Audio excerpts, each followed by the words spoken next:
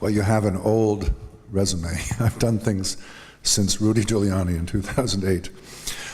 Delighted to be here. Thank you for inviting me, and delighted also to be co-host. Middle East Forum is co-host of this event with Besa. It's a little awkward to come here and tell Israelis what to do, but that is what Ephraim requested, so I will do as I'm told. I have two basic ideas. One is that your government should pressure the donor states of UNRWA to reduce, to redefine, or to implement their own definitions and reduce the number of refugees from 5.3 million, which is what UNRWA counts, to something like 20,000, which is what I count. And secondly, I would urge the Israeli security services to move from protection to victory. So, to begin with, I think the question of Palestine refugees is at the very heart of the Arab-Israeli and Palestinian-Israeli conflicts. It is not about Jerusalem so much, or the occupation or BDS, Iranian nuclear weapons, as it is about this issue. And it requires reform. There are many problems with UNRWA. Bad behavior, waste of resources, self-perpetuating bureaucracy, permanent entitlement, permanent victimhood. But I'd like to focus on the refugee status itself. The refugee, it's important to know the precise definition of a Palestine refugee as defined some 70 years ago. Palestine refugees are, quote, persons whose regular place of residence was Palestine, mandatory Palestine, during the period 1 June 1946 to 15 May 1948, and who lost both home and means of livelihood as a result of the 1948 conflict. What this means is that the youngest a person can be to be a valid Palestine refugee is someone born on the 15th of May 1948, coincidentally the birthday of the State of Israel. So the youngest Palestine refugee is precisely the same age as the State of Israel, and in 2 months will be 7 years old. You can't be under 70 years old. But over time, that definition has changed, first to include descendants, initially only on the male side, now both male and female. And then in 1967, refugees from the 1967 war were put in. And then nationality became not a matter of importance, so you can be a refugee and have Jordanian nationality, still be a refugee. And then you can live in the West Bank and Gaza, even though those are the expected home of Palestinians, it's the future Palestine. You can even live in Jerusalem, in Shafat, and be a Palestine refugee. It becomes a little complicated. So the implication here is that the only real refugees, by standard definition of the donor countries, are not in Gaza, West Bank, Jerusalem, not in Jordan, where almost all of them have nationality, and not under 70 years old. They are in Syria and in Lebanon, and they're 7 years old or older.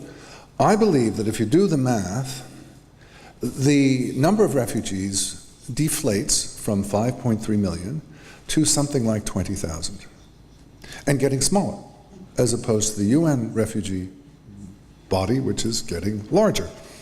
Indeed, if one looks 50 years ahead, when it'll be 120 years from 1948, there will presumably be not a single person alive from 1948, 120 years later, but projections suggest there'll be 20 million Palestine refugees. And if you go further out, one can imagine at the end of time, all of humanity will be Palestine refugees. Where does it end, right? Now, both sides suffer. You heard a very eloquent presentation from Einat Wilf about what it means to be a refugee. That why would you build a house in Gaza when you can build a tunnel to get back to your real home? It has a profound effect on Palestinian refugees. The refugee status cannot be discarded. They do not see themselves as settled. There's an ever larger pool of anguish and discontent. UNRWA's definition of refugee undermines a creative and entrepreneurial people. It condemns them to lives of victimhood, exclusion, self-pity, and nihilism. And of course, Israel suffers as well.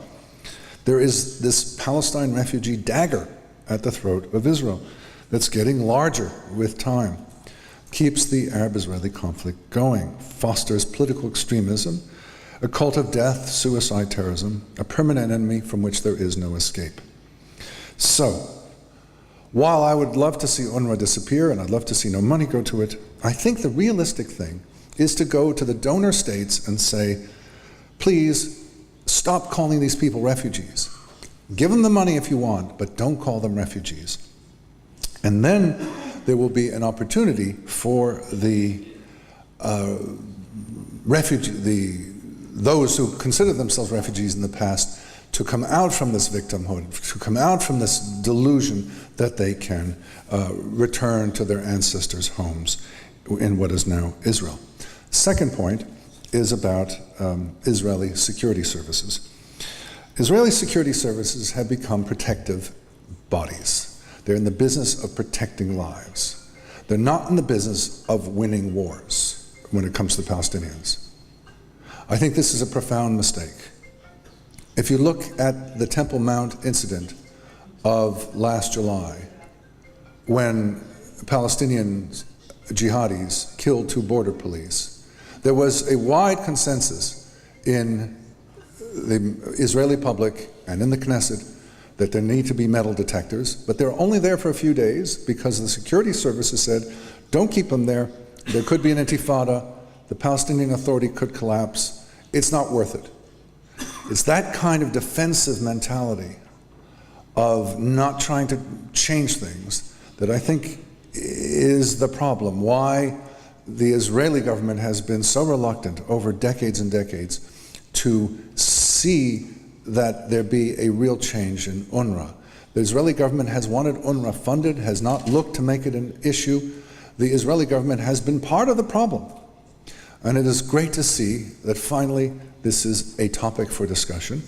And I hope that the security services, the police, the border police, the intelligence agencies, the IDF, will leave this timidity behind and begin to assert the Israeli national interest, which is to break this old pattern of timidity, accepting what the Palestinians are doing because the alternative is chaos, is fawda, to use a term that's now common in Israel.